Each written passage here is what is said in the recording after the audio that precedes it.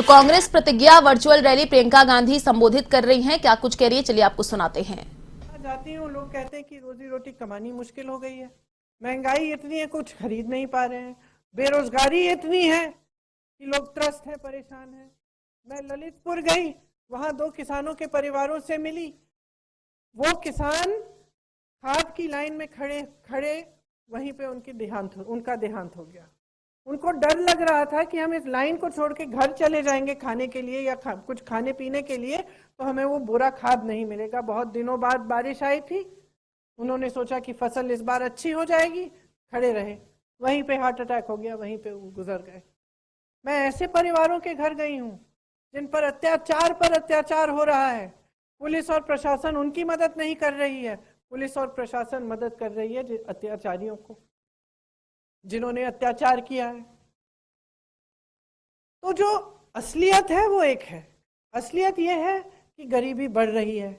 जितने लोगों को कांग्रेस के 10 सालों में गरीब राज में शासन में गरीबी रेखा से नीचे आ चुके हैं। गरीबी बढ़ रही है, समस्याएं बढ़ रही हैं, संघर्ष बढ़ रहा है। छोटे उद्योगपति, छोटे व्यापारी, जो ठेले कुमचे वाले लोग, जो आप दुकानदार हैं, जो छोटे छोटे यूनिट के हैं, जो ये सब चलाते हैं, वो एक दिन से दूसरे दिन तक जाने के लिए उनके लिए बहुत मुश्किलें हो गई हैं, कर नहीं पा रहे हैं। सब कह रहे हैं कि किसी न किसी तरह कोई मदद करे हमारी। और सच्चाई ये है कि इस सरकार ने आपकी ज़रूरतों को एकदम नकारा है। मोदी जी सोच रहे हैं कि आप लखपति बन गए हैं, वो उनकी नीतियां जो बनी जा रही हैं वो सिर्फ अपने उद्योगपति मित्रों के लिए बन रही हैं। रोजगार पैदा कहाँ से होगा? ये उद्योगपति जो हैं, जो सबसे बड़े एशिया में उद्योगपति हैं, ये रोजगार पैदा नहीं करते। जो रोजगार पैदा करने वाले आप हैं। रोजगार आप इसलिए पैदा करते हैं कि आपके छोटे छोटे यूनिट होते हैं, आपकी दुकानें होती हैं, आप कुछ बना के कुछ बड़ी कंपनी में बेचते हैं, उससे रोजगार पैदा होता है। रोजगार पैदा होता है अगर सरकार की नीयत सही है और जो खाली पद सरकार में है उनको भरने का काम सरकार करे। महंगाई कम कैसे होगी? महंगाई कम ऐसे होगी जब सरकार सही नीयत से सही नीतियां लाएगी। तो ऐसी तमाम चीजें हैं जो सरकार को करनी चाहिए, जिसके लिए सरकार का धर्म है कि आपके लिए काम करे। लेकिन आज ये नहीं हो रहा है। तो आज चुनाव के समय मैं आपसे नकारात्मक बातें नहीं करना चाहती। जो परिस्थितियां हैं उनके बारे में थोड़ा बहुत मैंने समझाया, लेकिन मेरे से अच्छी तरह आप जानते हैं, क्योंकि उन परिस्थितियों को आप जी रहे हैं।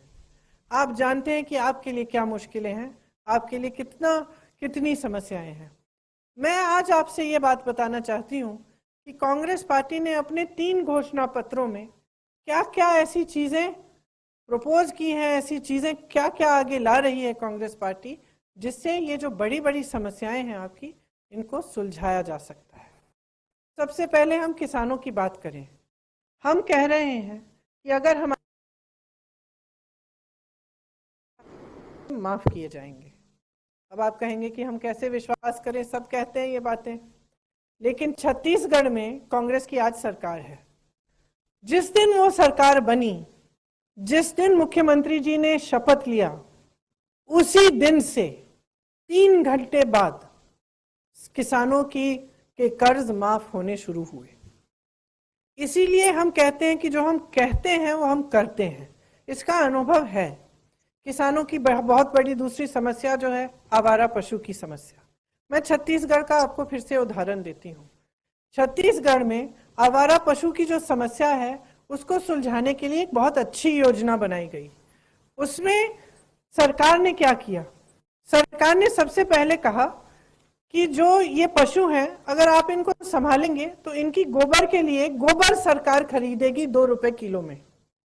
गोबर खरीद के सरकार ने स्वयं सेवा समूह को दे दी। स्वयं सेवा समूह में उस गोबर का इस्तेमाल हो गया वर्मी कंपोस्टिंग के लिए।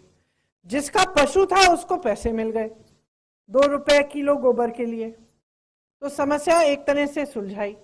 फिर दूसरी तरह से जो गौशाला हैं उनको कैसे ठीक करना, किस तरह से ये पूरा एक खाका तैयार किया और छत्तीसगढ़ की सरकार ने इस समस्या को लगभग सुलझा दिया है, जिससे आप जूझ रहे हैं पिछले कम से कम 4-5 सालों से।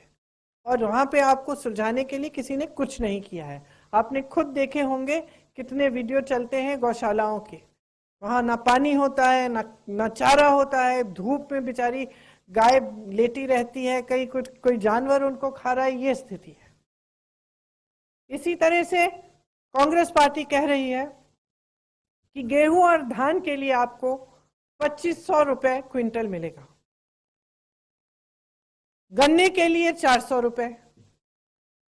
तो हम कह रहे हैं कि हमारी सरकार आएगी तो किसानों के लिए कम से कम ये काम करेंगे। हम ये भी कह रहे हैं कि आपने बिजली बिल कोरोना के समय भरी, कई ऐसे दुकानदार हैं, ऐसे छोटे व्यापारी हैं जो बिल भरते भरते उनको इतनी मुश्किल हो गई। हम कह रहे हैं कि कोरोना का जो बिजली का बकाया है वो हम साफ कर देंगे, और हम कह रहे हैं कि सबका बिजली का बिल हम हाफ करेंगे। हम कह रहे हैं कि हम 20 लाख रोजगार देंगे, लेकिन हम ये खोखला वादा नहीं कर रहे हैं, हम आपको बता रहे हैं कि कैसे करेंगे। जैसे मैंने कहा, 12 लाख रोजगार जो पद हैं सरकारी वो खाली है, 5 सालों में इस सरकार ने भरा नहीं। हम कह रहे हैं कि हमारी सरकार पहली चीज करेगी कि ये 12 लाख पद भरेगी। हमने एक घोषणा पत्र, जिसका भर्ती विधान नाम है, आप पढ़ लीजिएगा, जहां पे भी आपको ऑनलाइन मिल सकता है या कांग्रेस के कार्यालयों में मिल सकता है। इसमें हमने एक एक कहां से कौन सी नौकरी आएगी हमने लिखा है। हमने लिखा है कि 1.5 लाख पद खाली कहाँ हैं, उन्हें हम कैसे भरेंगे, कब भरेंगे। हमने ये लिखा है कि जहाँ पे कोई हुनर है, ठीक है, जैसे मुरादाबाद में पीतल का है, व्यापार भी है, हुनर भी है, वहाँ पे और रायबरेली में कुछ और है, प्रतापगढ़ में कुछ और है, उसको हम आगे बढ़ाने के लिए, मजबूत बनाने के लिए क्या करेंगे, उसको हम एक क्लस्टर डिक्लेयर करेंगे।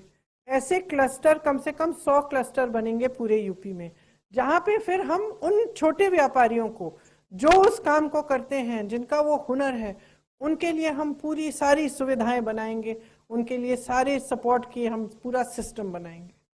फिर हमने कहा है कि जो नौजवान है वो रोजगार अपना कराना चाहता है, छोटा बिजनेस खोलना चाहता है अपना, उसकी कोई अच्छा उसका सुझाव है कि मैं अपना मैन्युफैक्चरिंग यूनिट शुरू करूंगा, कुछ अपना करूंगा, तो सरकार उनको 5 लाख रुपए 1% ब्याज पे देगी, ताकि वो अपने पैरों पे खड़े हो पाए।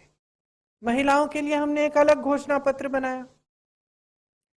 महिलाओं के लिए हमने कहा है कि उनकी सुरक्षा, उनकी सेहत के लिए, उनकी शिक्षा के लिए, उनके रोजगार के लिए हम क्या करना चाहते हैं।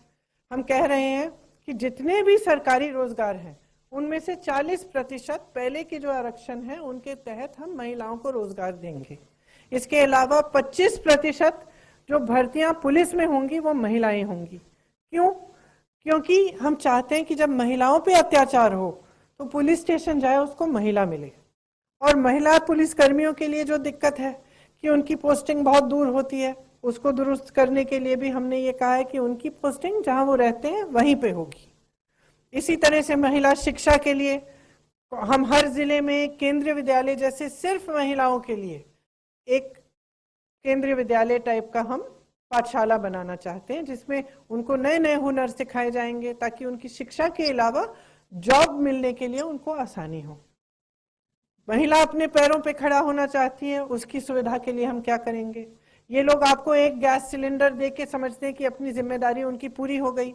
हम कह रहे हैं आप 3 गैस सिलेंडर ले लीजिए साल में मुफ्त, लेकिन आप अपने पैरों पे खड़े हो जाइए और उसके लिए हम आपको मदद करेंगे।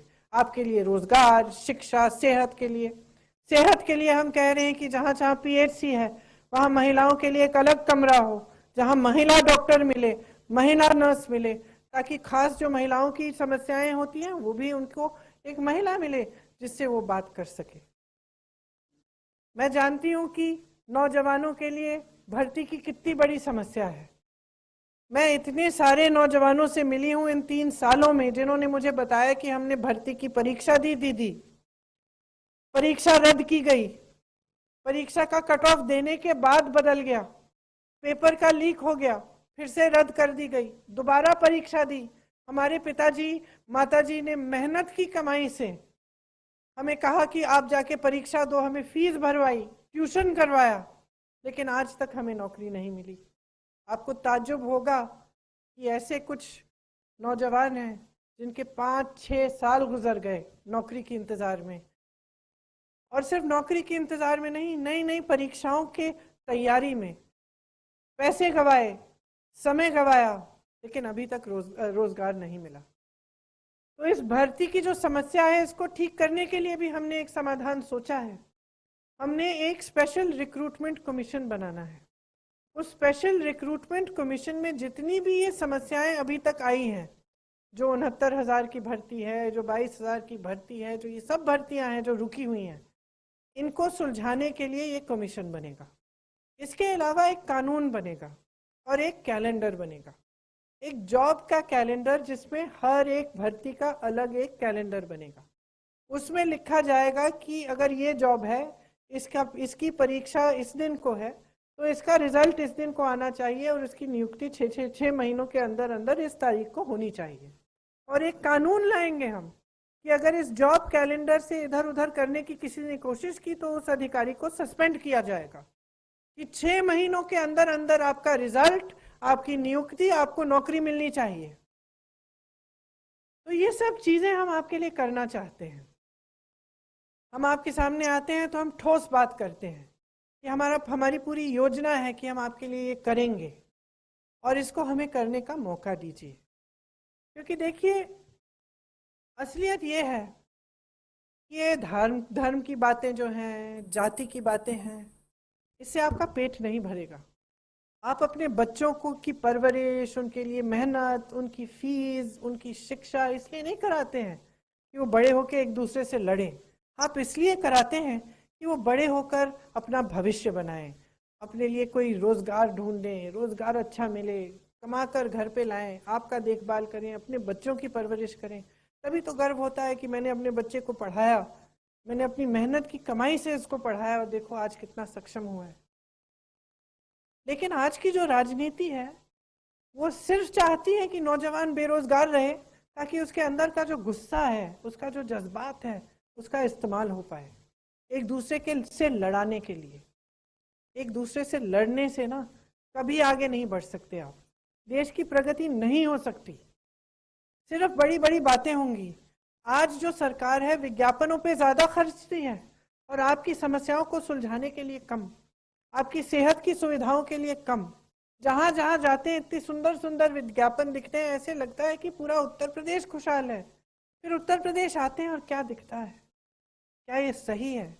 क्या ये चाहते हैं आप एक सरकार से? क्या आपकी राजनीति में और नेताओं में इतनी उम्मीद टूट चुकी है कि आप ये सोच भी नहीं सकते कि वो आपके लिए काम करेंगे? तो चलो ऐसी वोट दे देते हैं, हम अपने जज्बातों पे वोट दे देते हैं, धर्म के आधार पे दे देते हैं। तो मैं आपको कहना चाहती हूँ कि आशा है, एक नई उम्मीद हो सकती है, एक नई राजनीति शुरू हो सकती है। मैं अपनी बहनों को कहती हूँ, एकजुट हो जाइए, इतनी बड़ी ताकत है आप में, आधी आबादी है, इतनी बड़ी शक्ति है, बशर्ते आप एकजुट हो जाएं, अपनी शक्ति को समझ लें। अपने बच्चों के लिए भविष्य बनाना आपका काम भी है, आपकी भी जिम्मेदारी है, और इसको आप अच्छी तरह से तब निभा पाएंगे जब आप समझेंगे कि ये वोट कितनी बड़ी शक्ति है। अब महिला होने के नाते एकजुट होकर अगर वोट डालेंगे तो आप राजनीति बदल सकती हैं। मैं नौजवानों से कहूंगी, आप नौजवान हैं, आप में आशा है, ऊर्जा है, शक्ति है, उसका सही इस्तेमाल होना चाहिए। आपके सामने नेता आए, आपको बड़े बड़े वादे करके चले जाए, 5 साल बाद आपके पास रोजगार नहीं है, आप कमा नहीं पा रहे हैं, आप बार बार परीक्षाएं दे रही हैं, आपकी भर्ती नहीं हो रही है, तो आप सवाल पूछिए उससे, आप उसे जिम्मेदार बनाइए। आप कहिए कि आप आए थे, आपने कहा था 25 लाख रोजगार देंगे, हमें तो रोजगार नहीं मिला, हम आपको वोट भी नहीं देंगे। तय कर लीजिए आप कि एक नई राजनीति आप बना सकते हैं प्रदेश में, उसके लिए आप में शक्ति है, आप योगदान दीजिए। आपका वोट सबसे बड़ी शक्ति है आपकी, उसका सही इस्तेमाल करिए। और मैं उन बुजुर्गों से कहना चाहती हूं जिन्होंने इस देश को दशकों से देखा है, जो जानते हैं कि इस देश की उन्नति तब होती है जब देश एकजुट होता है। जब देश में उन्नति तब होती है जब देश का भाई भाई एक साथ कंधे से कंधे लगाकर चलता है। तो मैं आप सबसे भी कहना चाहती हूँ कि उस देश को याद करिए जिसमें हर धर्म हर जाति के लोग एक साथ इकट्ठे आगे बढ़ रहे थे, और उस देश का एक पुनर्निर्माण करिए। और यहाँ से शुरू करिए, उत्तर प्रदेश से शुरू करिए। एक ऐसी राजनीति बनाइए जिसके जरिए आपका विकास हो, जिसके हित में आप हों। ऐसे नेता सामने लाइए, ऐसे नेताओं का आप समर्थन करिए जो सिर्फ अपने विकास, अपने उद्योगपति मित्रों के विकास के लिए ना सोचे, लेकिन आपके विकास के लिए सोचे। जो सोचे कि आपके बच्चों के भविष्य के लिए कैसी कैसी चीजें करनी चाहिए और कितनी जल्दी वो चीजें कर पाएंगे, और कैसे हम इस प्रदेश का विकास करें ताकि आप सब आगे बढ़े। यही मेरी आपसे आशा है, उम्मीद है। आप सबने मेरी बातें सुनी। चुनाव आ रहा है, हो सकता है मैं काफी जगहों में खुद भी आ जाऊं, लेकिन मेरी बातों को जरूर मन में रखिए। जरूर जब आप वोट देने जाएंगे अपने बच्चों के भविष्य के बारे में सोचिए।